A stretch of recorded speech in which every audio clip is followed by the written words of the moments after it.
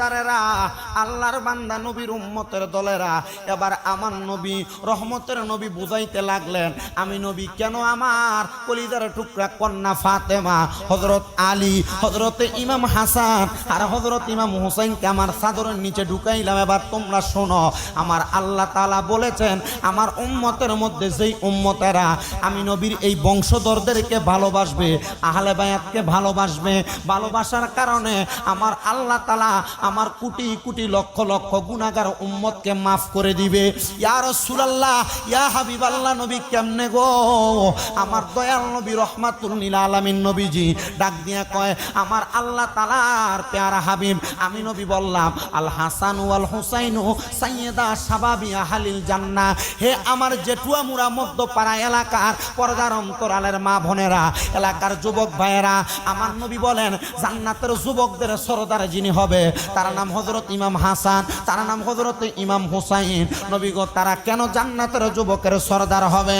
আমার নবী কয় আমার উম্মতের মধ্যে কিয়ামতের আগ পর্যন্ত এমন কিছু উম্মত থাকবে যারা নামে মুসলমান দাবি করবে, কিন্তু তারা দুনিয়ার জমিনের মধ্যে আইসা আমি নবী যখন দুনিয়া থেকে রওজা মুবারকে চলে যাব, আমার উম্মতের মধ্যে আমার নাতি হযরত ইমাম হাসান রাদিয়াল্লাহু তাআলা আনহুরে তারা বিষ পান করে মারবে, আমার ইমাম হুসাইনরে তারা কারবালার ময়দানে চেহার পাওয়ার আশায়, মসনদ পাওয়ার আশায় আমার ইমাম হুসাইনকে তারা কারবালার ময়দানের মধ্যে একটা না, দুইটা না, তিনটা না, ৭২টা তীর হযরত ইমাম হুসাইনের বুক মুবারকের মারবে। ও নবী গো, আপনি নবী কেমনে বুঝতে পারলেন? এবার হাদিস শরীফ শুনেন, আমার রহমাতুল লিল আলামিন নবীর হাদিস আস-সাওয়ারিকুল মুহরিকা নামক কিতাবের মধ্যে এই হাদিসগুলো একটা একটা করে নোট করা হয়েছে। শামে কারবালা কিতাবের শুরুর দিকে হাদিসগুলো নোট করা হয়েছে। আমার নবী বলেন আমি নবীজি একদিন মসজিদে নববীর বারান্দার মধ্যে বসা, আমি নবীর কাছে হযরতে জিবরাইল আগমন করেছে।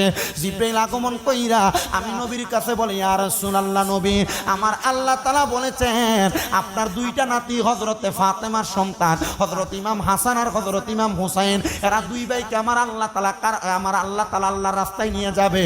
আমার নবী ডাক দিয়া কয় আল্লাহ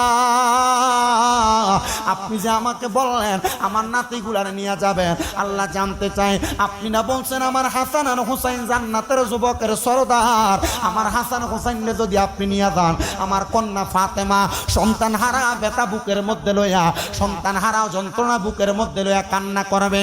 আমার আল্লাহ কয় বন্ধু নবী আপনি ঘোষণা করেন আপনার ফাতেমা হবে আপনার উম্মতের মধ্যে যারা মহিলা মানে আমাদের মা বোন যারা পর্দার আড়ালে ওয়াজ শুনতেছে, আমার নবী ডাক দিয়া কয় আমার আল্লাহ আমি নবীর দিয়া ঘোষণা দিছে আমার ফাতেমা হইল আল ফাতেমা